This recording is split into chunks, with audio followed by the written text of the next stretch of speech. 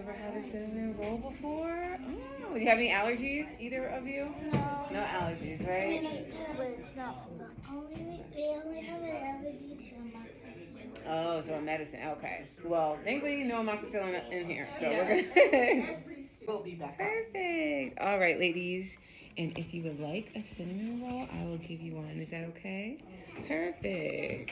Okay, so my name is Miss Taylor, and usually we have teachers, a different teacher like once a week. So I usually see you guys like once a month. So I just try to start with like the class rules. They're pretty normal. You want to stay seated unless we're doing some kind of activity, which I don't know if we have an activity today, but we'll work it out. And then, of course, raise your hands if you have a question. And then, of course, we all just want to respect each other and make sure that we have a fun time. Okay, well, let's get started then. Actually, I'm going to give you a couple more minutes. Enjoy your cinnamon roll. So good. Hey, what would you give it at a 1 out of 5? A 5. A 5? Oh, thank you. This is I think like my third time ever making cinnamon rolls. This is never. Oh, I'm so glad you like that. And today's lesson is actually going to be about temptation. Do you know what temptation is? Like behaving in a bad way? So it's actually even before you do the behavior. So there's like the thought behind something, and then there's the action. So God says, do this or don't do this. But if you do it, that's the sin. But the thought about doing it, that's temptation. For example, why does the top on A it says Proverbs 10.4? Yeah, so this is how you read. It's kind of like directions on how to find specific verses. So Proverbs is one of the books. So if you look here, let me see. So if you look here, these are all the books of the Bible. So we have the Old Testament. So the Old Testament is before Jesus, and then the New Testament is when Jesus came. Okay.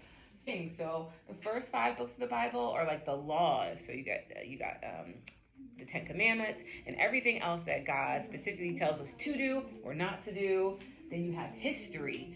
So like the Bible is really this huge story about the people called the Israelites. And so this is a bit of a history about them, and then so on and so forth. This is not really the lesson for today, so I'm going to try not to get on a tangent. But yes. So if you wanted to find out what Proverbs 10:4 means, that means you have to go to the book of Proverbs, and then you go to chapter 10, line 4. We call it verse 4, okay? But anywho, back on topic, because I love to talk. Okay, so we're going to start filling out this pamphlet.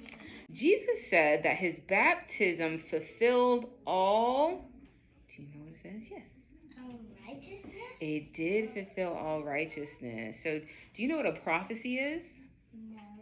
No. A prophet is someone who biblically gets like a vision or gets told something by God before it happens.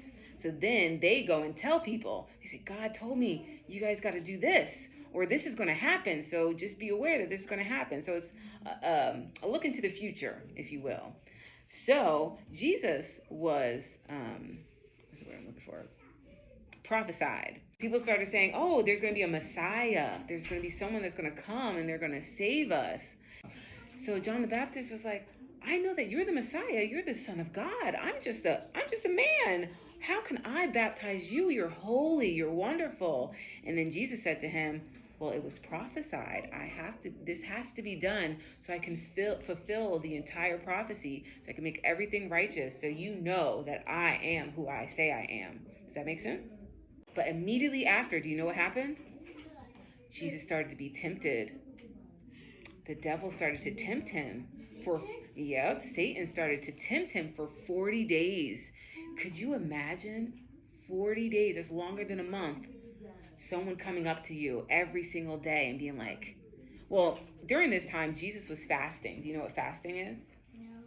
So fasting is a time where maybe you only drink water, you don't eat, and you pray a lot. You ask God for clarity. You might say, God, I'm really confused about what I should do in my life. Can you talk to me? I want to hear you. So you stop eating and you drink water. So that's what Jesus was doing for 40 days.